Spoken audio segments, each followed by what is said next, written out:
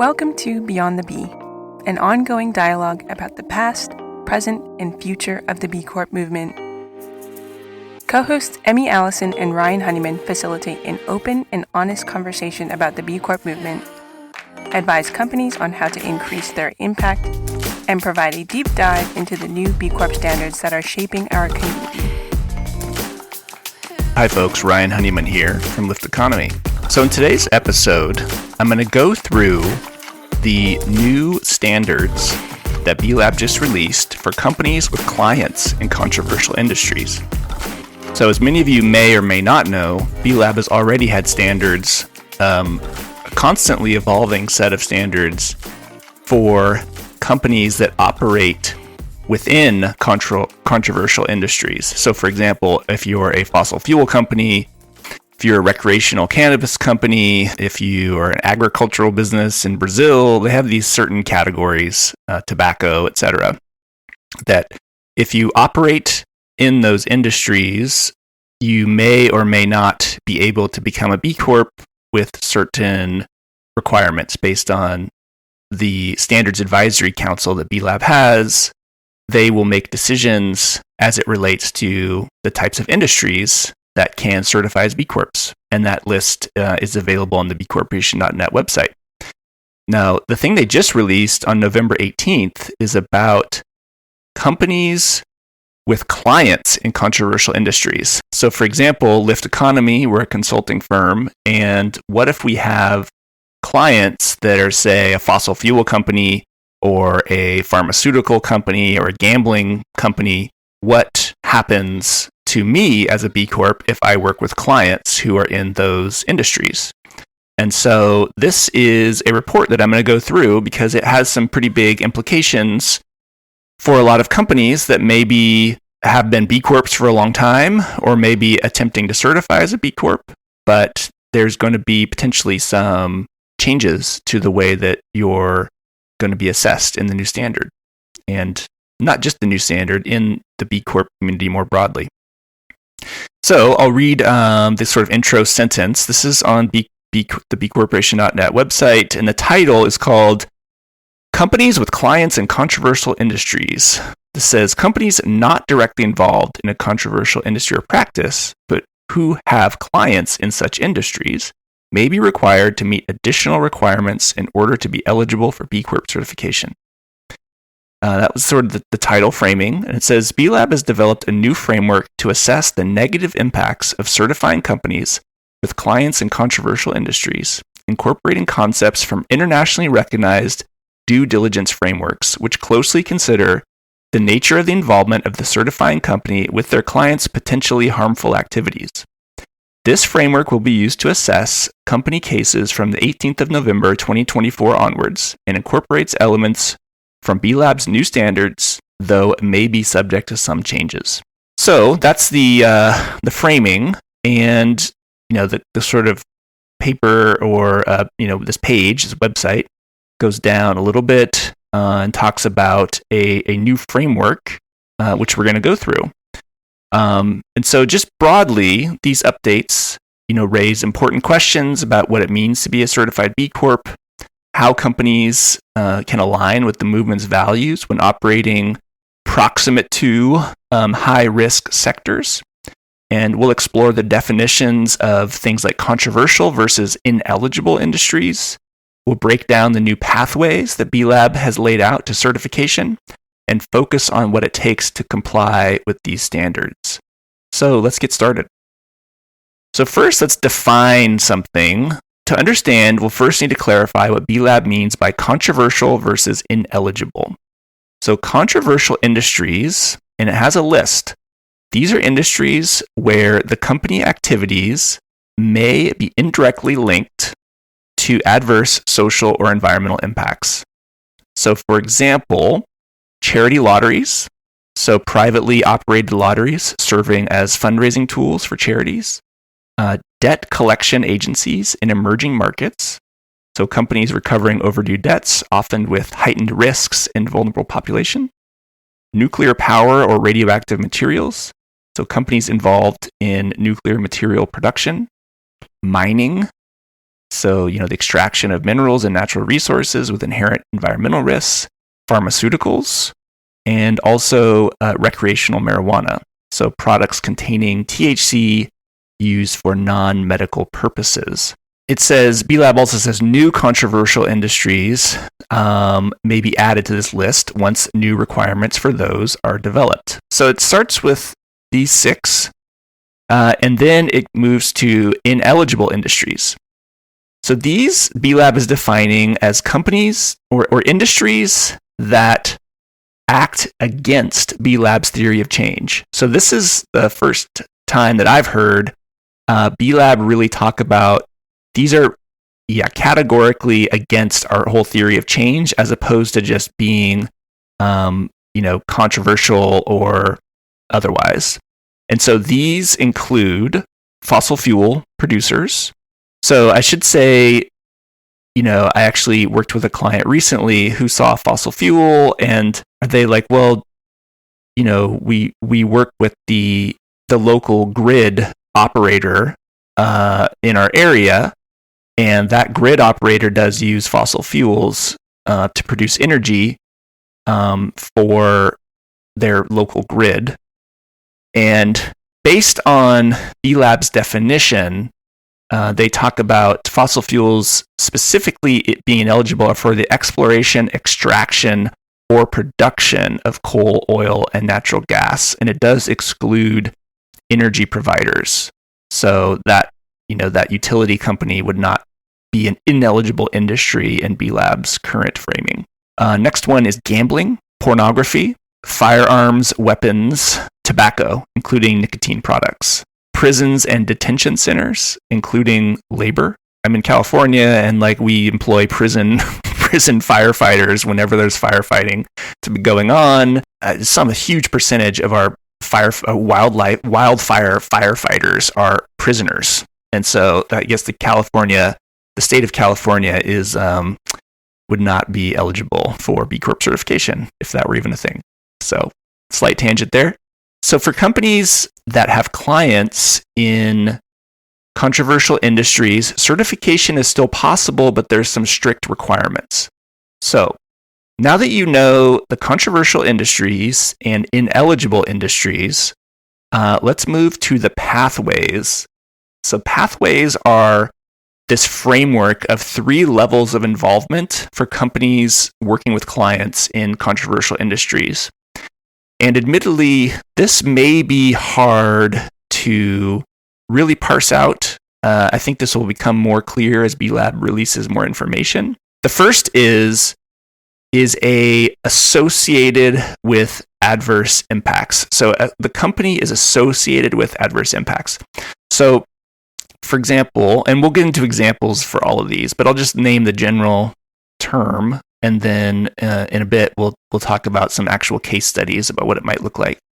So first, being associated with adverse impacts is a company provides a basic or generic service or product to clients with adverse impacts. So for example, let's say you are an office supply company and you sell pens and paper and paper clips to a recreational marijuana dispensary. That is not going to necessarily bar you. It's not going to bar you from certification. But the point I'm trying to get across here is that associated with just means thing you're doing is a generic. You're just selling pens and paper, and the client happens to be someone in a controversial industry. Let's look at the next 2 levels that might help clarify it. The next one is linked. So first level is associated with, the second is linked to adverse impacts. So this level is when a company is not directly causing or contributing to harm, but is connected to it through its business relationships, like suppliers or customers, etc. So for this one, this is, I think, where it's going to be a little bit unclear for, I'm personally unclear as to where B-Lab draws the line. I think it's a little bit of a gray area and may become clear as B-Lab releases more guidance. But for now, an example of we are working with a nuclear power plant on efficiency improvements of their nuclear power plant. And so it's like, okay, I'm not just selling pens and paper. I am I'm working with them, and I'm not like drilling for more uranium or whatever materials you need to get more, build more nuclear reactors.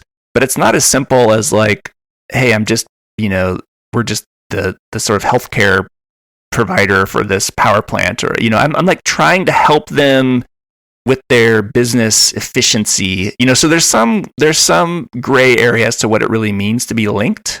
But again, it may come out more, and we can talk about this more on this episode. So the third level that B Lab is really, wanting companies to be aware of is contributing to adverse impacts. So again, first level, associated with, you're providing a basic good or service. Second, linked to, you're not directly causing or contributing to harm, but you're connected to that company through business relationships. And then contributing to adverse impacts. So that's when your company, through actions or omissions, can facilitate or increase a negative human rights or environmental impact. So without explicitly stating it outright, I think this is a clear example of the Havas decision that B Lab came down upon, with Havas getting decertified as a B corporation because they were the marketing agency of record for Shell. You could see where if a B Corp marketing agency is getting a ton of revenue from Shell oil to make their products and services seem more sustainable or green. And I don't know 100% if that's the sort of thing they were exactly going to be doing. I don't know what Havas's contract looked like, but the risk is that Havas could literally be making Shell, furthering the fossil fuel industry by their work. And so that for B Lab is a big red flag of like, hey, this is directly contributing to adverse impacts. And so let's maybe look at, so once we have these three levels, associated with, linked, and contributing to, again, it's a little unclear the difference between linked and associated with. We'll get more information later. But let's go through a couple more examples just to help maybe bring this home. So once you know the classification, the nature of the company's involvement. So the nature of the company's involvement, whether it's associated with, linked, or contributing to, and you know the industry classification, whether it's a controversial industry, charity lotteries, debt collection, nuclear power, mining, pharmaceuticals, recreational marijuana, or it's ineligible, fossil fuel producers, gambling, pornography, prisons and detention centers, tobacco, weapons, and defense, then you can come to the last step in the process, which is the pathway to certification for companies with clients, depending on the aforementioned, what do they call this? The nature of the company's involvement and the industry classification. So let's break this down a little bit. Pathway 1 is for companies who are eligible to proceed with B Corp certification, and you just have to disclose involvement with a particular client or industry on your public B Corp profile. Pathway 2 is that if you meet that next level of scrutiny, then you have to not only disclose involvement on your B Corp public profile, but you also have to set up the grievance and complaints mechanism and have a whistleblower protection policy. And then pathway 3, which is this sort of most strict scrutiny, you have to not only disclose involvement on your public B Corp profile, you have to meet a 1% or lower revenue threshold from each client in the ineligible industry, or it looks like there's an out. This is sort of only relevant for the next few months. but it says, or you meet a 1% of revenue threshold before certification for companies starting their B Corp journey after the 18th of February 2025. That's interesting. There's sort of, I wonder why, honestly, I have no idea why B Lab picked the 18th of February 2025 for companies who meet this third pathway.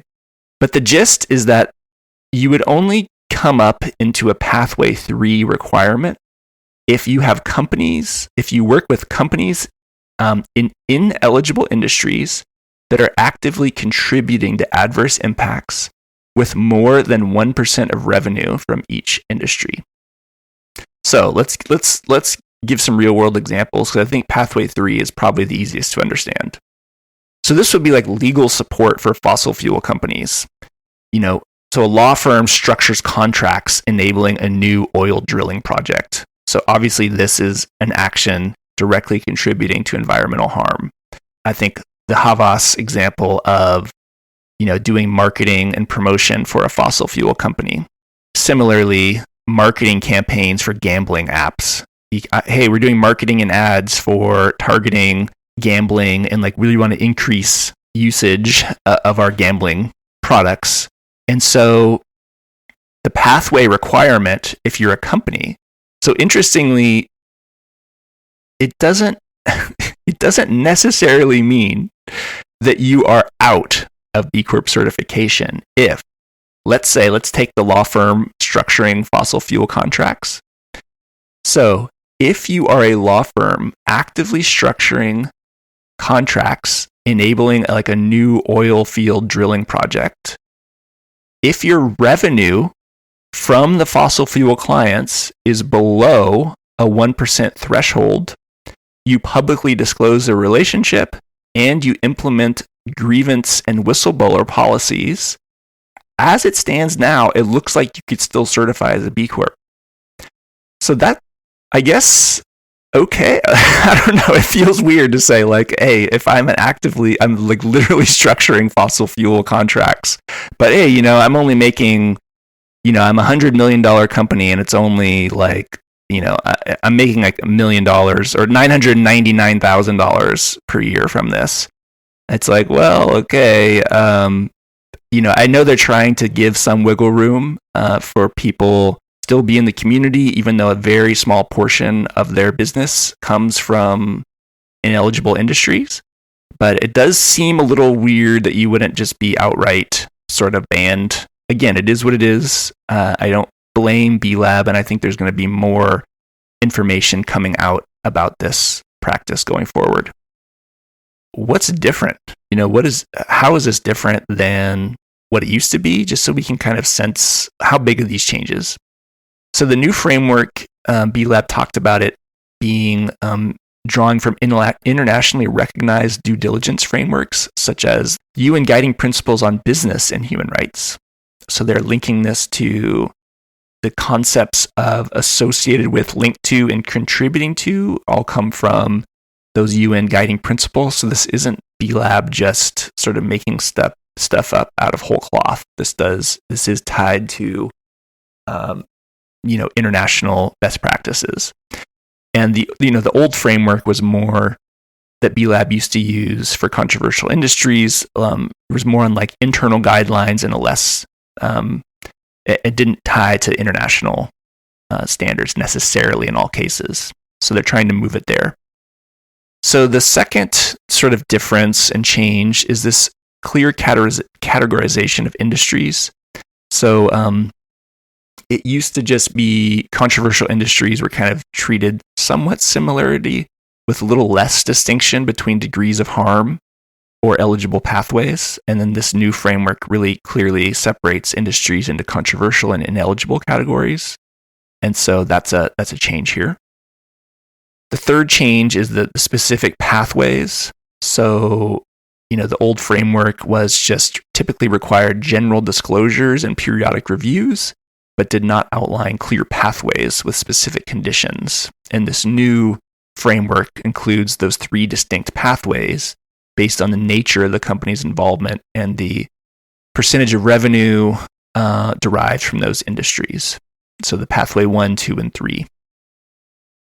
The fourth big area is the revenue threshold. So there was some revenue components. I remember, I think, one of my clients, we had to ask, they were asking us, do you get more than 5% of revenue from XYZ industry? This is a couple of years ago. So B Lab did have revenue thresholds previous to this, but this new framework establishes that hard cap at 1% of total revenue from clients in ineligible industries, with the requirement to reduce this before certification.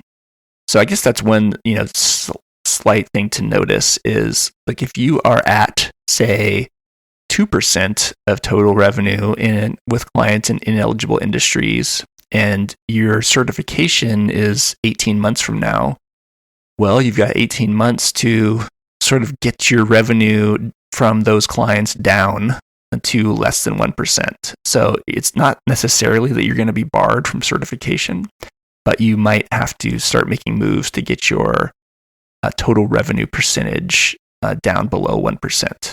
Fifth difference is the stricter treatment of ineligible industries. So it's sort of, before there was a little bit more, there was ineligible industries, but there was sort of lacked like the rigorous definitions and specific exclusion criteria now in place. And this framing as like these industries are fundamentally misaligned with B Lab's theory of change. And you cannot certify if significant revenues, more than 1% are derived from these sectors. So the last section here before we wrap is going to be on a few takeaways that I would say from this. And one is, if you don't understand what the heck is going on, I am also struggling to understand. So welcome to the club. You're not alone. I do this every day and wrote a book on B Corps, and it's still hard to understand. So it just is hard to understand. And I appreciate B Lab for trying to, thread the needle and split hairs and really get sort of proactive about making sure folks in the community really live up to the theory of change. I do see this as, hey, we cannot have any more Havas situations. We got to be very clear about which companies can and cannot certify. And so this is overall a movement in the right direction. And I think we're just going to have a little more time for B Lab to sort of clarify exactly what difference is between linked and associated, and then these different pathways, because there is some pretty nuanced ways of thinking about these different things. So that's one piece. And then here's what I would say for you, if you are a B Corp looking to, like, what does this all mean for me? So first, I would say, evaluate your client relationships.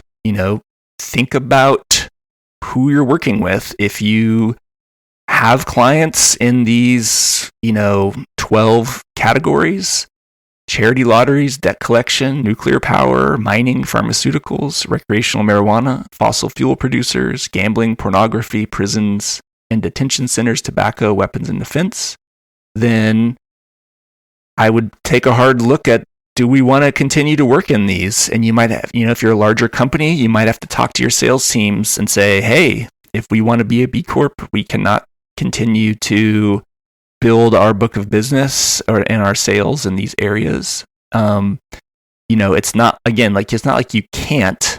It's just, I would say, do you want to? Because these are the initial, even though this is a new framework, this does not mean that B Lab will not ratchet up the pressure or ratchet up the stringency of these in the future. And so you may say, it's just, we're only 1% now. I don't know if it'll ever be a problem. We can still work with these industries and just disclose. But then in 3 years, B Lab might say, actually, now it's not just disclosed, you're just disqualified. So I would just take a really hard look and think 3, 5, 10 years in the future, is this the type of clients that we want to build?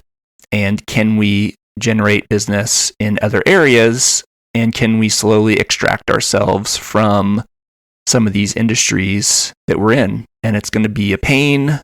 I know a lot of companies are struggling right now, and it's not as easy as just flipping a switch and you're no longer in these industries. But I do think it's time to have those conversations with your teams about who do we want to be and is this really important to us? I will say that recreational marijuana is itself potentially an entire podcast episode of debate and nuance. In California and in a lot of places, recreational marijuana is legal, not to mention places around the world, and Europe and other places. And so to have recreational marijuana on the list of controversial industries, it has already caused a lot of debate among my colleagues in the B Corp consultant world. I know there are law firms that work with recreational marijuana companies. Again, it's not illegal where we live. A lot of us live. B Lab has the right to define certain controversial industries or ineligible industries. I think there are credible arguments that you could make to say, is recreational marijuana any worse than alcohol or, high sugar content, addictive food or bottled water, or name your edge case here. If you were feeling very frustrated about recreational marijuana, what I would say is that even though, recreational marijuana is listed as a controversial industry, based on the pathways, it does not actually mean you cannot be certified as a B corporation, even if you have more than 1% of revenue. As this is written, it's only clients in ineligible industries contributing to adverse impacts that get that 1% of revenue threshold activated. And so if you are, say, a consulting firm or a law firm or other thing, and you have recreational marijuana clients, you may have to disclose that on your public profile, but it does not mean you cannot become a B Corp. As I'm understanding this now and as it's written. I may need to do a update episode later to make sure that the things that I am talking about in this episode are actually correct. So I may have whoever on B Lab's team wrote these standards, I may have them on eventually to clarify the things I messed up on. But I'm learning with all of you. Maybe a request for anyone listening from B Lab would be, hey, let the B consultants know about this stuff before it drops so we can be a little more prepared and help prepare our clients for what's coming. Maybe that's sort of like a recurring, I guess, feedback for B Lab is to maybe consider which stakeholder groups like B consultants and maybe other leadership groups, maybe it's B locals or something. I would say for B Lab, you should probably develop like phased drops and releases. Like I know that, folks at B Lab, if the board of directors at B Lab Global makes a decision, then they tell the executive team then they roll it out to the global partners, and then the global partners tell their internal teams. There's probably a layer after that before public announcement of some of these things to like, who are the other key stakeholders in the movement that should be alerted to some of these decisions, so that we're not scrambling to figure out what exactly just happened and can be aligned with you at B Lab and ready to answer questions. And I know that, folks at B Lab are doing the best they can, and there's a lot going on, especially with the new standard development. It's sort of all hands on deck on new standards. So I would say, I know it's tough, and if at all possible, again, we would love to help with the rollout and help with making this sort of easier for folks in the B Corp community. But we can't really do that if folks at B Lab just keep dropping big changes just like out of the blue onto the scene without anybody, at least in the community, knowing. So happy to have that conversation with folks at B Lab, or if other groups, also have similar requests. I do think there's probably like a phased rollout process improvement that B Lab could make. So all in all, thanks for listening. This sort of wraps our discussion on the new standards for companies with clients in controversial industries. So these are, updates that really challenge businesses to hold themselves accountable, not just internally, but also in their external relationships. So if you want to learn more, check out the link in the show notes. And as always, thanks for tuning in to Beyond the B. And if you found this episode helpful, please share it with your network and subscribe for more insights on building an economy that works for all. Until next time, take care. Thank you for listening to Beyond the B. We are trying to grow our audience and wanted to ask you a huge favor that you can do right now. Try to think of one person that might like this show. Then pull out your phone and text them something like, "Hey, I think you might like this new podcast, Beyond the B. Check it out at lifteconomy.com/beyond. You can subscribe wherever you get your podcasts." Seriously, try to text someone right now. Pull out your phone. Then follow up with them to see how they liked it. This would be super helpful for us. We deeply appreciate your support.